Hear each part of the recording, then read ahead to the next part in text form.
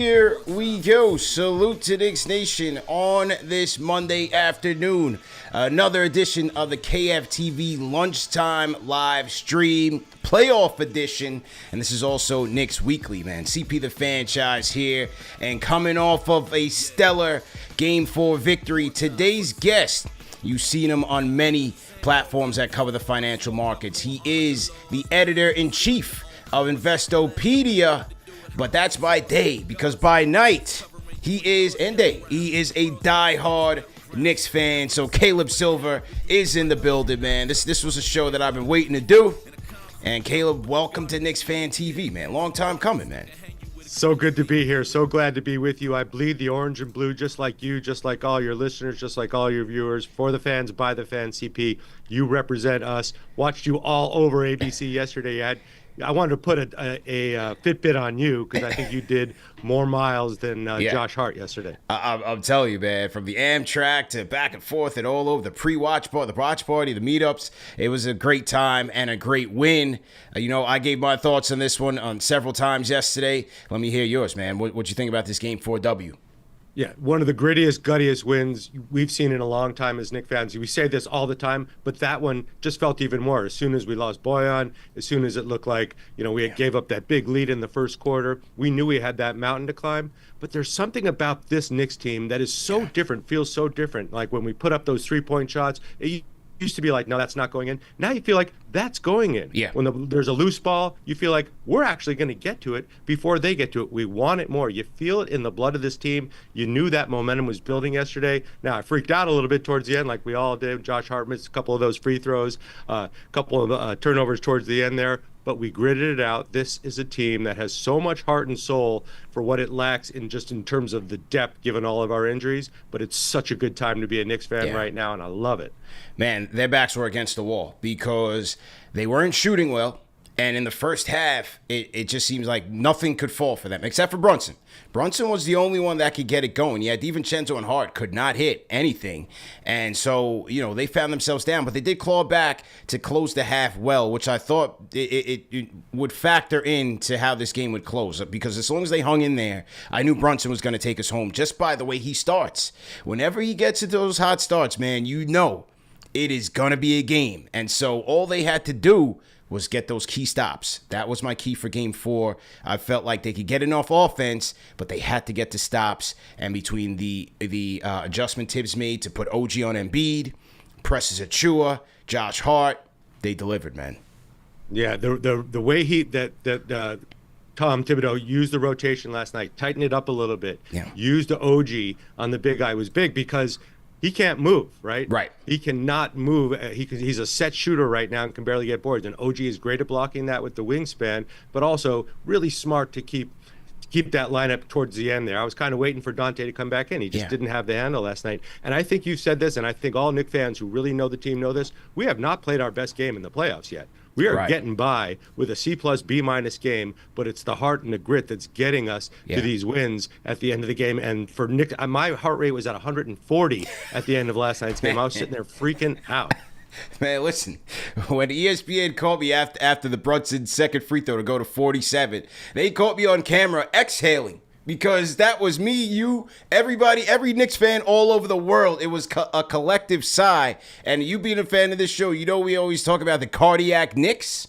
That was it to a T, but at the playoff level, man. Nothing better than that, man. Yeah, this team is so much fun to watch, so much fun to believe in. The energy when the Knicks are good in this town, especially with Jalen, especially with this crew, who seem to really love each other, and we love them. It doesn't get any better. And for folks that haven't been to the Garden for a playoff game, let me tell you this. Let's go. Do that for yourself. That experience of being inside Madison Square Garden for a Knicks playoff game is unlike anything else in the world. That's why we live here. That's why we root for the orange and blue. That's why we're down for whatever with our guys down in MSG, with the Mecca of basketball. We love them. It's incredible, man. And, the Brunson 47-10. The way the series was going, which game did you go to? Did you go to 1 and 2? Game 1. You went to game 1. Okay, so I was at game 1 as well. But just the way that the series was going, were you concerned with the way Philadelphia was defending him? Were you concerned that they had kind of figured him out?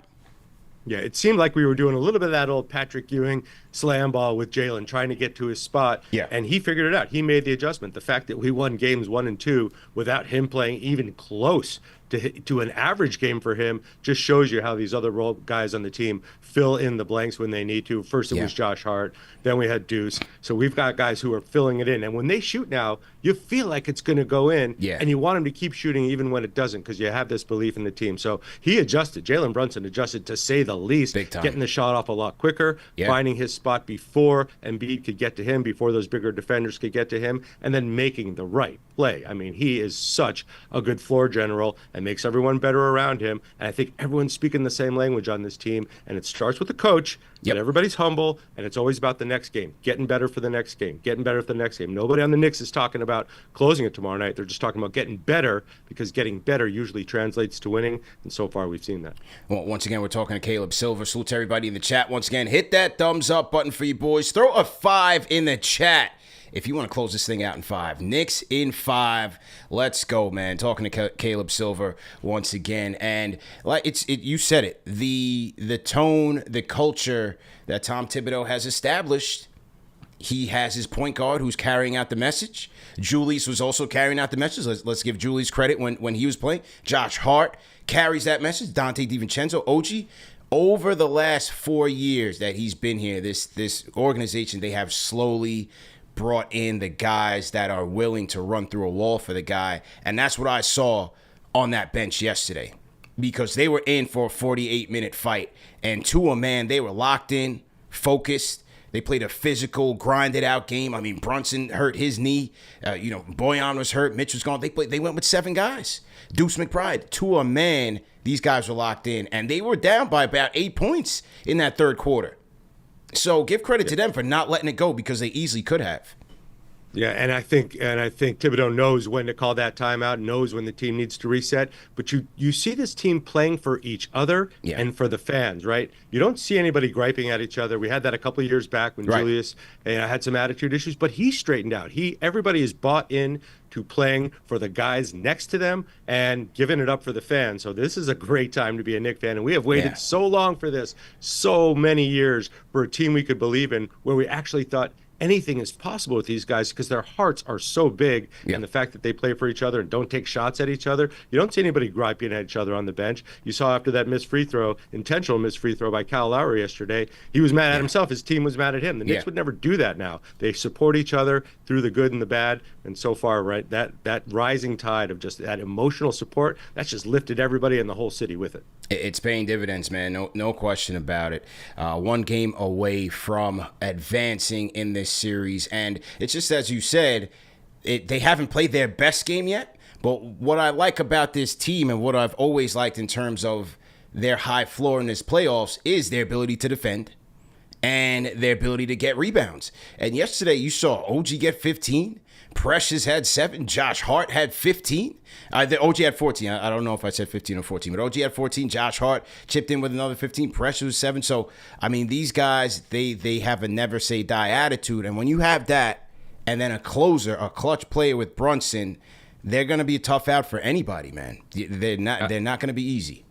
Absolutely. And we get the boards we need to get, right? We get, when you think that this game could be over, we get those boards, we make the right pass, and then the subsequent pass for that open shot. You saw it a couple of nights ago in that extreme nail biter. Dante missed, then he made, right? You feel like those are going to go in because we're doing the right things.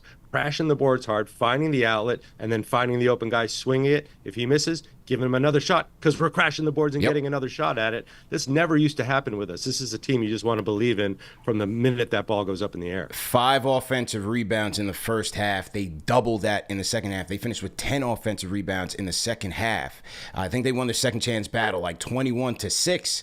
That's the Knicks game. That is their game. And so just a tremendous job by them. What about the job by Deuce McBride, man?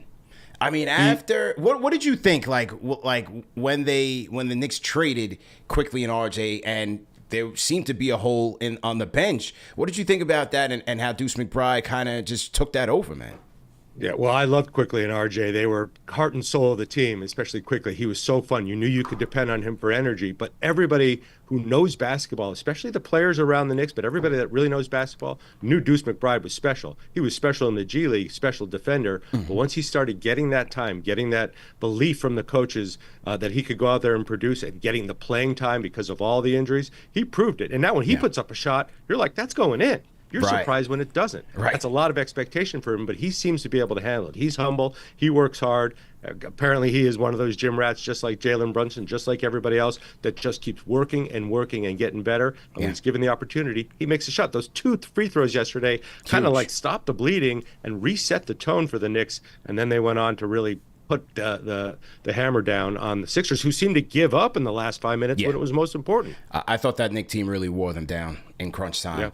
From OG wearing down Embiid, Deuce, his defense on Maxey all series has been vital for this team because OG couldn't solve it. Now Tibbs did go with Dante and Hart. I thought they did a better job, but when Deuce gets in, forget about it. Forget about it. And so, his defense has been good. And then offensively, it's like you said, in the third quarter, I was looking for him to get back into that game because Dante had been struggling so much. I'm like, we got to get to Deuce immediately before this thing gets out of hand. He was a plus 10 on the night. I think he had about 5 points in that fourth quarter. And so talk about a guy who, who's just been, taking that opportunity and seizing it and saying, listen, I'm not letting this go. I said on the show yesterday, they got to figure out how to redo that contract before it kicks in next year because he's already outplayed it. Yeah, that's maybe the best deal in New York sports right now, next to Jalen Brunson, which looks like an incredible deal right now. Everybody was taking shots at that deal. 4 years, 115. I'd pay $100 million per year for that guy right now. He has changed just the feeling around New York sports. We have a leader we can believe in. We have a team we can believe in. But it's a humble, hardworking team that gets it done. You don't see the swagger. He's got swagger because he earned it, but he is not out there dripping. He's out there working hard and showing everybody what it takes to be a champion. Yeah, true indeed, man. Once again, we are talking to Caleb Silver. Hit the like button, hit the share button, and subscribe to the channel. Tonight, we will have Game 5, Game of the Week preview. Alex and Dave Early will be covering that. Dave Early representing the Liberty Ballers blog, so make sure you guys tap into that at 10 p.m. But Caleb, man, let's go back. This is your first time on KnicksFanTV. Let's go into your history of a fan. You fancy yourself as a storyteller, so give us your Knicks fan origin story. Break it down for us, man. I was born here on this island of Manhattan in 1970. Too young to really appreciate the champions of those eras, but grew up as a huge Clyde Frazier fan. Read his book, wanted to be like him, and then was just, one of those long-suffering Knicks fans that went through so many eras with the Knicks. We had that hype and the enthusiasm in the Pat Riley days and the Patrick Ewing days, the Oak days, the Derek Harper days. I love Derek Harper. He's one of my favorite Knicks. Guy. That hard-working team, Anthony Mason, you didn't mess with that team, but they didn't have that prolific scoring. And yet, that was the Michael Jordan era. We suffered through those days, right? Then we got the Jeff Van Gundy era. We got the Sprewell era, which I loved. Sprewell, again, one of my favorite Knicks, hard-working, doesn't take anything from anybody, just him on the open floor. I just love that feeling. So that team came so close, right, in that shortened season. So we've been through a lot. We've been through so many point guards that we thought would be leaders. Great dudes, right? Yeah. Charlie Ward, great quarterback, decent point guard, right? Right. You think about all the different people that have led the team over the years, and we just never had this team where it was like this. Feels like a Knicks team. It's not pieces kicked off from other teams. Now, we've had some amazing players. We had Melo, we had Amari. That was a great era, but you never felt like this was a team that was put together as a cohesive unit instead of a bunch of stars being picked from different places. Now I feel like Leon Rose and crew have done a great job of that, and I think, hot take here, CP. Oh, let's hear it. One of the best things to ever happen to the Knicks is the Sphere in Las Vegas. Why? We haven't heard James Dolan's name in like 2 years around the Knicks while we've been building this incredible team. He has not interfered. He's let Leon, Wes, and Coach Thibodeau do their thing. He's been occupied, man, because if you read, I think, I don't remember if it was in the Journal of the Times, they talk about, how much of a stickler he is. He's very much attention to detail. So he's been occupied with the Sphere and trying to make sure that it's off to the ground and running. But I also think with Dolan, look, they're in the playoffs now, 3 out of 4 years. So the gate is doing well. The team is doing well. And I think from a Dolan perspective, I don't see any reason for him to get involved because things are clicking right now with this team. He puts trust in a lot of his guys until they show him that, like, hey, this thing is really going to shit right now. Yeah, and he put the right people in place, and he's letting them do their thing, and they're not even talking about. We haven't heard from Leon Rose since 2020 when he was hired. But here's some numbers to put around the CP because just I'm a numbers guy. Yeah. The Knicks now have the second most valuable franchise in the NBA next to the Golden State Warriors, worth about $7.4 billion. Hang on. Sorry, interference there. Go ahead with your point. Sorry. You're good. Yeah, so if you want to put this in numbers, the Knicks have the second most valuable franchise in the NBA, according to Sportico, worth about $7.4 billion. That's like tripled in the last 4 or 5 years, and it's second only to the Golden State Warriors at $8.28 billion. So the value of the franchise has gone up a lot. It's also one of the most expensive teams to go root for if you're a fan. We're here in New York. We're here at the Mecca. It costs a lot of money, but the value of the franchise is up. Players want to come here. Merch is selling off the shelves. You got Jalen Brunson doing national commercials. You got Julius in the Skechers. This is a different team ready for the era. We talked about the brand of Brunson. That was one of the things earlier this season when fans were wondering, why isn't he getting respect on the national stage? Why isn't he getting the all-star nods that Trae Young is getting, and he's having a better season, or he's having a better season than maybe Halliburton? So why is he getting overlooked? And why did it come down to the coach's vote? And my answer was twofold. It was, for one, this is only his second year as a starter, full-time starter in this league.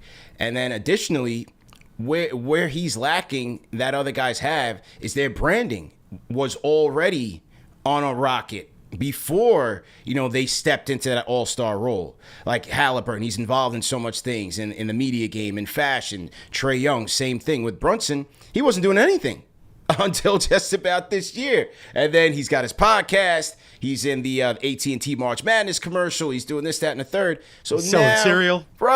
Right. And especially when Gen Z, Gen Alpha, who they're not watching full games, they're the highlight generation. So you have to have good branding. You have to be active on social media to really get that following from the casual fan and from the younger audience. Yeah. And the thing about Jalen Brunson, and I really feel this way about the entire team, they are super authentic, right? What you see is what you get. Jalen on the court, Jalen in his commercials, Jalen talking to fans, Jalen talking in the post game.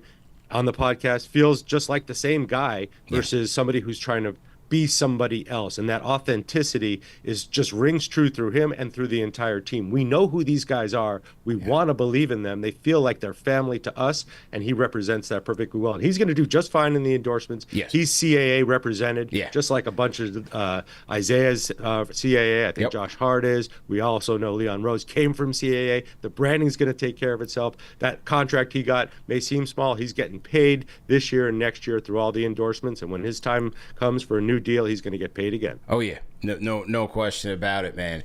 And one more thing on your Knicks fan story. Who was your guy growing up? Who was your favorite player growing up?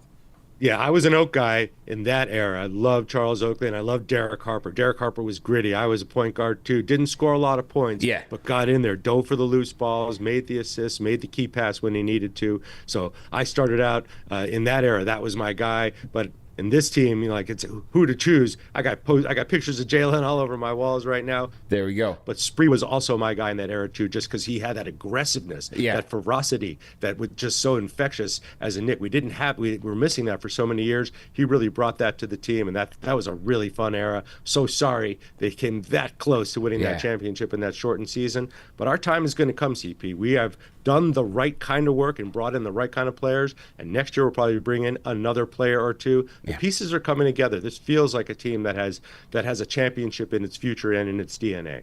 No question. And the funny thing is about Spree was that no one knew what to expect coming off of the whole PJ Carlesimo drama, and then on top of that, you had Starks that was on the way out, the fan favorite.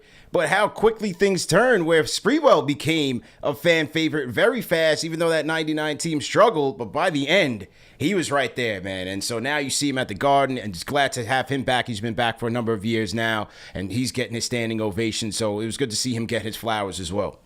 Absolutely. I wish they would bring Oak back. I'm so sorry that situation happened. It turned out that way. They should bring him back. You bring him in there, the garden is going to probably crumble. It's going to get so exciting in there. I mean, I can't imagine it getting any louder than what I saw at game one and what I heard game two. But bring the family back together. Get them all in there. And because this is a team that has legacy of players like that who really care, right? These guys were orange and blue to their core. You bring them in there, they're just going to get people more and more hyped up. Just look at what happens every time Melo shows up and John Stark shows up. It's such a good vibe. Yeah, and Steph, Steph's been on this show. He texted me yesterday after yesterday's win talking about the Brunson adjustments, but he also talked about, on our interview, the Knicks bringing him back and James Dolan signing off on that. So you just never know.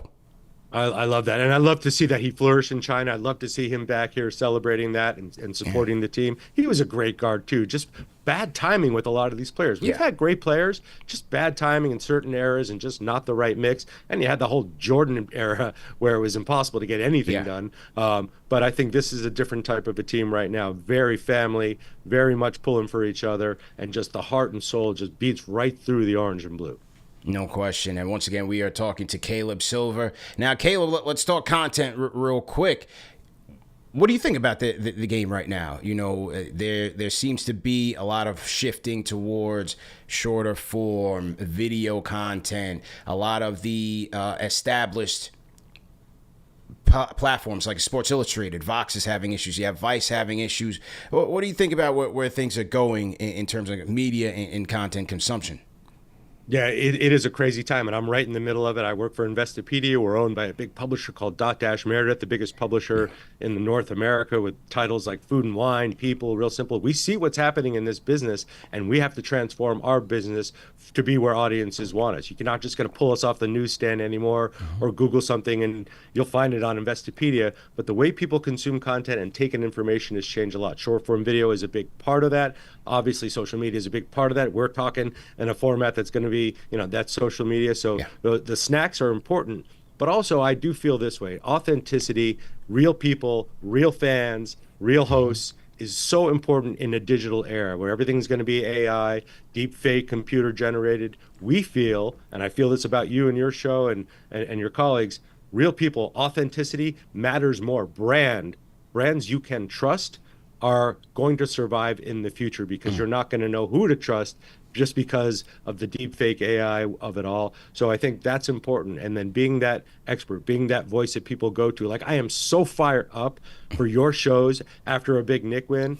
I have to separate myself from my family for like an hour and a half because I want you, I want your people, I want your callers, that authenticity, real people feeling the same thing with that same type of enthusiasm. I don't think that's ever going to go out of style or out of business. The way people consume it will. And then look what you do on the gram. Your posts are great. You have your show. Your show is really long. It could be an hour and a half, could be 2 hours. But your posts, your snippets are super smart and well curated. And that just adds to the ecosystem. So you built the brand, right? You've built an audience that keeps growing around it. People love you and your co-hosts, right? Your callers are so fired up to be a part of it. And now you can extend to different places with the merch, with the short form video, right? With YouTube, with Discord, with Instagram. So I think that's a great model because you are the expert of this, right? You are somebody people come to and trust. We want to be that as well. Investopedia is a website that's going to be 25 years old this summer. Yeah, there are no websites. I was an early adopter, man. I was an early reader for sure.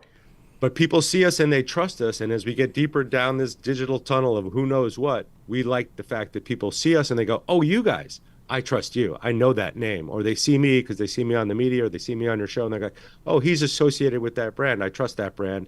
That's going to work, I think, forever. What I like to do on this platform is also, yes, we love talking about Knicks and talking about sports, but I also like to provide practical advice for some of our listeners. Our demographic primarily ranges from 25 to 54. You have AI that's rolling in like crazy. ChatGPT, we just saw the Sorar AI that's could change Hollywood. What do you think about the influx of AI and how that might impact people's jobs or how that might impact things from a market standpoint? Yeah, well, it already has. And AI is used for a lot of things. People call it artificial intelligence. There's nothing artificial about it. AI is really it's this use of all the data we have generated and we generate on a daily basis and being able to use that to be more productive and make smarter decisions and then take some tasks that a lot of people were doing by hand and make them a lot quicker. I tell you how I use it. Sometimes I have to do a big report on on the real estate market. I know the research I want. I may use a chat GPT to help me make that outline, but then I'll go and verify that research. So there are some jobs where you're going to get more productive, right? You're going to get better margins. You're going to get better ROI on your time. And there are some jobs that are just going to disappear outright. A lot of the, the data crunching, a lot of the clerical work, they're not going to be as needed as much as people who know what to do with the data. So AI is only as smart as the people asking the question. It will transform industries. It's already transforming industries, but it's going to work as well as people who know how to make it work. So if you are in that knowledge industry or you work with big data sets, it's going to make you better if you know the right questions to ask. But we've gone through manias like this: the telecom mania, the internet mania, the crypto mania, the tulip mania in the 1600s, right? Investors and the market gets way ahead of it because it's the next thing, and there'll be a next thing after this, CP. I don't know what it's going to be, but it's coming. Right now, there's a mania around it, but I do think it will transform industries, some for the better and some not for the better for the people that work in those industries that don't know how to use it. Well, what do you think about the state of the market right now? What's keeping you up? Yeah, the stock market right now is kind of back near all-time highs. And what usually happens when we're near all-time highs, we get more all-time highs, right? So investors are always way ahead of the economy. And it's very important for everybody that's thinking about investing or saving for the future to realize this. The economy and the stock market are very different. Sometimes they show up at the same barbecue. Sometimes they hang out. Sometimes they're in sync. Most of the time, the stock market is anticipating future events. So the fact that the stock market is at or near all-time highs, even with all the madness going on in the world right now, tells you that investors think the future is actually going to be better and companies are going to continue to grow their profits. AI is a big part of that. So we always say the best day to start investing was yesterday. The next best day is today. For all your young listeners out there, pay yourself first. You will love yourself. You're 25 today. You'll love yourself at 45 if you start investing today. You also do a lot of, in terms of financial literacy, you're also out in the communities. Just share a little bit about, what you've worked on both locally or, whatever you've worked on in recently. Sure. Investopedia is the oldest, biggest online financial education site. We believe it is our mission to make sure everyone has access to financial education and financial literacy. It is a game changer. And we know for far too long, Investopedia and the entire financial services industry has avoided or not paid attention to the communities that need it most. So we have made this commitment over the last 2 or 3 years to go into public schools, to give them curriculum, to teach investing, to teach wealth building. I go personally to schools in Queens and the Bronx, and I teach courses. I train teachers. We help them develop curriculum for their schools. We partner with nonprofits that are teaching people to invest, teaching them how to get careers in finance, giving them the materials so they understand how money really works, because it can change your life. But they don't teach us that in high school, right? They don't teach us how to build wealth. They don't teach us how to use a credit card wisely. What's the first thing that happens when most of us get out of college? We're $36,000 in debt from student loans, and we've been given credit cards and a Frisbee and a water bottle the day we walked up to sign up for our dorm. Nobody taught us how to use it. So we're out there trying to teach that and supporting the nonprofits and the groups out there that are doing it. Plus, I work with great teams like EYL, the Earn Your Leisure guys. Shout out to those guys, guys, Troy and Rashad for what they're doing in financial literacy and education. We work with groups like that to help extend this message and amplify financial education and financial literacy for all, because it will change your life if you understand it. No question about it, man. Well, listen, however, in any capacity that we can get involved in KnicksFanTV, maybe we need an offshoot, like franchise, financial literacy group. Let us know, man. We'd love to get involved and work with you guys in terms of impacting and enhancing our communities, because, like you said, wealth building is critical. And in these times, we need to be, equipping our people with the knowledge and the skills and the know-how to get ahead, man, because it's getting harder and harder.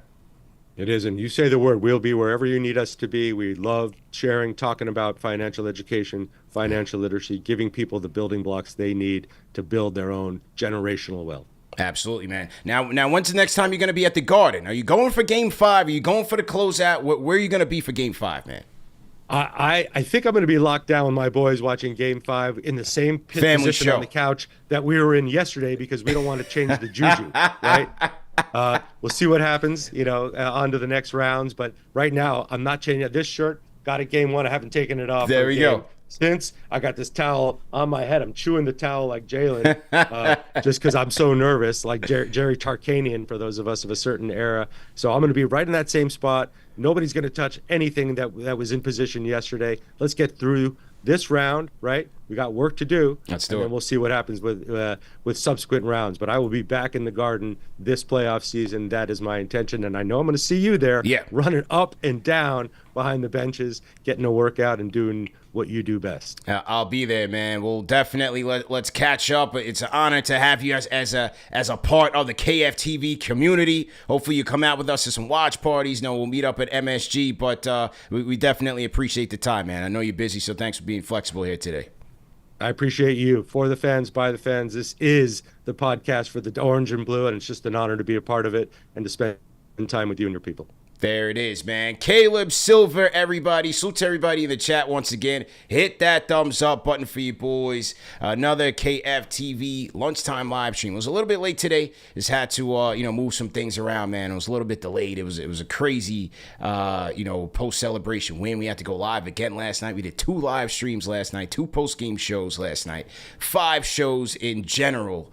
And those shows, we did over 100,000 views on those shows. So salute to Knicks Station that followed us from the pregame, going from the Amtrak. We did a live stream on the Amtrak. We got to the pregame, showed you guys some coverage there. We had play-by-play with CK and also, postgame, the 2 postgame shows. So shout out to everybody who's been tapping in and really just coming along for the ride. Couple of quick housekeeping notes. Remember that this show is sponsored by Jordan Craig, our good friends at Jordan Craig.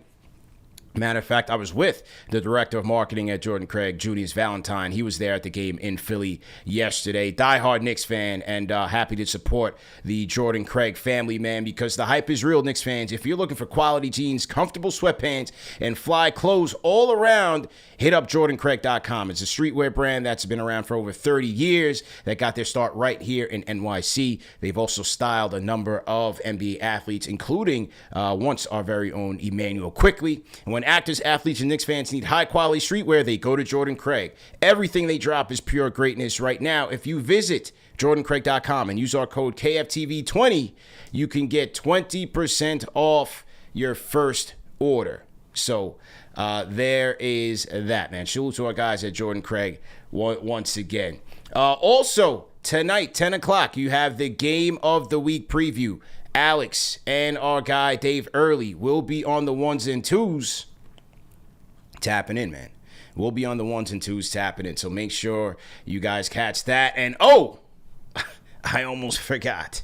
I got a major announcement. I was doing so much today that this announcement that this person made kind of flew under my radar because I'm over here doing everything. But we got an announcement here, and it goes like this, man. A certain individual will be joining KFTV tomorrow on the lunchtime live stream. Can you guys guess in the chat who it is? Who that man is? And I'll tell you right now, it is none other than Kendrick Perkins, ladies and gentlemen. Kendrick Perkins is coming to KFTV. Let's go, carry on, all that good stuff. Kendrick Perkins is coming to KFTV, man. We said we would get it done, and we're getting it done. 12 o'clock, Kendrick Perkins, Big Perk. Well, he let the cat out the bag for a lot of you guys in the chat, so it wasn't much of a surprise, but maybe some of you guys on YouTube are just finding out for the first time. I told you guys we were coming with some fire content. Didn't I? I'm a man of my word, people. Kendrick Perkins, CP the Franchise, tomorrow at 12 o'clock. Like, share, and subscribe.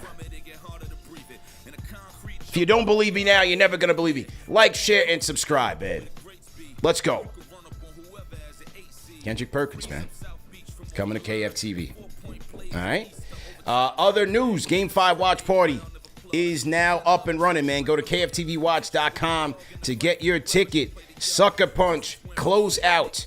Game 5 watch party, man, is the event. Bright tickets are up, so get yours. We will have some limited free tickets available. Go get it, man. Go get it. CP, Kendrick Perkins. Let's go, man. Remember that these shows are available in audio podcast format. No reason to miss it. You can catch us on all major podcast platforms. If you happen to miss today, just rewind, man. Salute to the Replay Gang. Join the Replay Gang and the many Knicks fans around the world supporting, man. Yes, Eric, don't forget the watch party. Yes, DJ Eric L. Beach will be on the 1s and 2s. We'll be in the building. Make sure you guys pull up at Sucker Punch, man. Get your tickets at KFTVWatch.com. We'll also put some links in the chat and in the community section as well, all right? So I got to get back to the next order of business. Thanks again to our guest, Caleb Silver, for tapping in, man. Like I said, we want to take the opportunity to use these shows to leverage the platform for the betterment of our people. We're not just, listen, talking Knicks is great. Talking basketball is always fun. I love it. But I also, want to use this platform hopefully to inspire people. And maybe it'll be an offshoot channel. Maybe it'll continue on this platform because we, as you see, we have a lot of accomplished Knicks fans across various industries, man. So if you guys have any suggestions in terms of people that you want to see on the show, continue to send those suggestions, man. We work for you guys. We want to bring value to this platform in any way that we can. So salute to Caleb Silver. Big perk coming through. See you guys tomorrow, man. Peace.